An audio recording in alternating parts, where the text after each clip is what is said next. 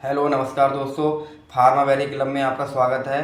तो आज हम बात करेंगे बी फार्मा और डी फार्मा के बारे में कि बी फार्मा कोर्स क्या होता है और डी फार्मा कोर्स क्या होता है, इसमें क्या ड्यूरेशन होती है, क्या इसका कोर्स और इसमें फीस क्या क्या रहती है। इसमें तो ये बी फार्मा कोर्स होता है यानी कि बैचलर ऑफ फार्मेसी, और जो डी फार्मा होता है वो होता है डिप्लोमा इन फार्मेसी। तो हम बी फार्मा की बात करेंगे। इसमें जो है तुलना करें हम तो कोर्स के बारे में, तो ये डिग्री कोर्स होता है बी फार्मा, और जो डी फार्मा है वो एक डिप्लोमा कोर्स होता है वो।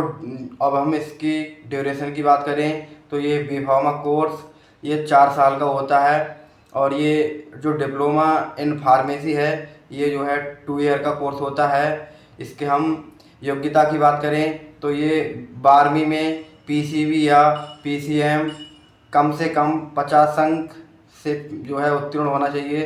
अगर हम डी डी फार्मा की बात करें तो सेम प्रोसेस इसमें है। इसमें भी 45% से 50% में उत्तीर्ण होना चाहिए। इसमें हम एडमिशन के प्रोसेस की बात करें तो इसमें एक एंट्रेंस एग्ज़ाम होता है, और कहीं कहीं स्टेटों में डायरेक्ट एडमिशन भी देखने को मिलता है। और इसमें अगर सीयूटी के थ्रू अगर हम एडमिशन लेते हैं तो हमारे लिए एक जो पीसीआई में कॉलेज अप्रूव्ड होते हैं।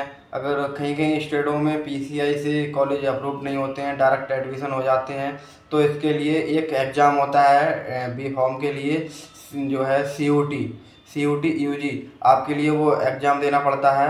और आप डी फार्मेसी में अगर एडमिशन लेना चाहते हैं तो डी फार्मा में एडमिशन लेने के लिए एक उसका भी एक एग्ज़ाम होता है, और उसमें कहीं कहीं स्टेटों में डायरेक्ट एडमिशन देखने को मिलता है। और डी फार्मा में एक एग्ज़ाम होता है एंट्रेंस, उसका नाम है जेई कप नाम से एग्ज़ाम होता है उसका।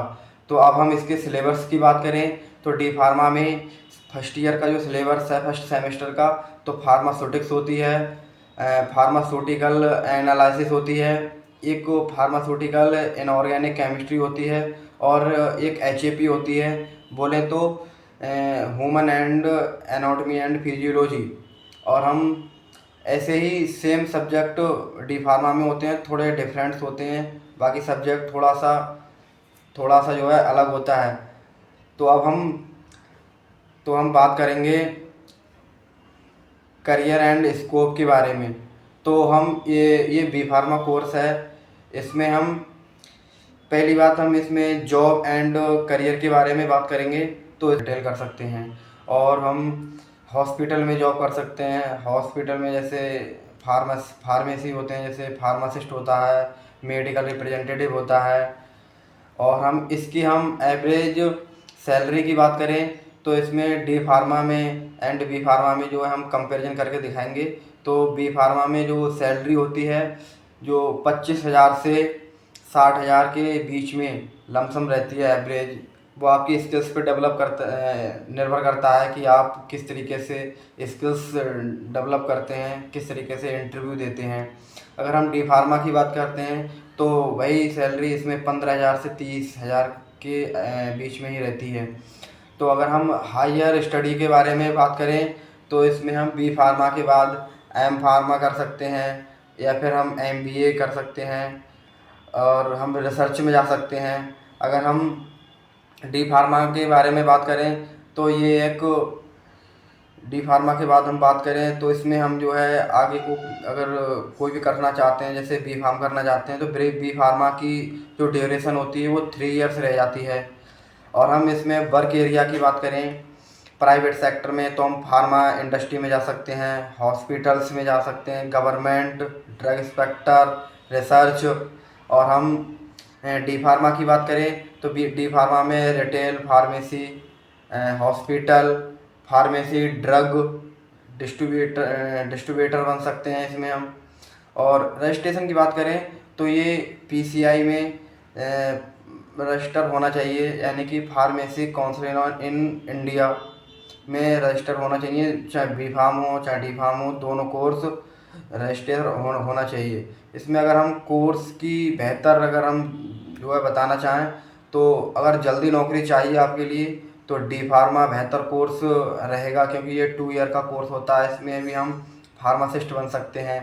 अगर आपके लिए लंबा कोर्स अगर कर सकते हैं आप, तो बी फार्मा के स्तर से आप इसमें रिसर्च में जा सकते हैं, जिसमें हम बी फार्मा बेहतर कोर्स है। अगर आप हायर स्टडी करना चाहते हैं, हायर एजुकेशन लेना चाहते हैं, तो आप बी फार्मा करें, बी फार्मा करें। अगर हम ऑनर मेडिकल शॉप खोलना चाहें, तो डी फार्मा या बी फार्मा दोनों से फार्मेसी लाइसेंस मिल सकता है। अब हम इसके निष्कर्ष की बात करें, जैसे क्या निष्कर्ष निकलता है, तो डी फार्मा जल्दी शुरुआत के लिए अच्छा विकल्प है। और बी फार्मा, चलिए दोस्तों, तो वीडियो ज़्यादा लंबा हो जाएगा, क्योंकि ये वीडियो आप अब आप देख सकते हैं। आप मैंने कंपैरिजन करके दिखा दिया है कि आप डी फार्मा करें या बी फार्मा करें। आप देख सकते हैं। आप कमेंट में करें कि आप किस कोर्स में एडमिशन ले रहे हैं, और मैं अगला वीडियो किस कोर्स से या फिर किस में कंपैरिजन करके दिखाऊं, तो आप उसमें कमेंट कर सकते हैं। अगर आपने अभी तक यूट्यूब चैनल को सब्सक्राइब नहीं किया है, तो सब्सक्राइब करें और बेल आइकन दबाएं और वीडियो को शेयर करें, जिससे कि और लोगों के लिए भी जानकारी मिल सके। और आप कमेंट में बताएं कि मैं किस वीडियो के लिए अगली वीडियो में बनाऊं, आप उसमें कमेंट करिएगा। Thank you.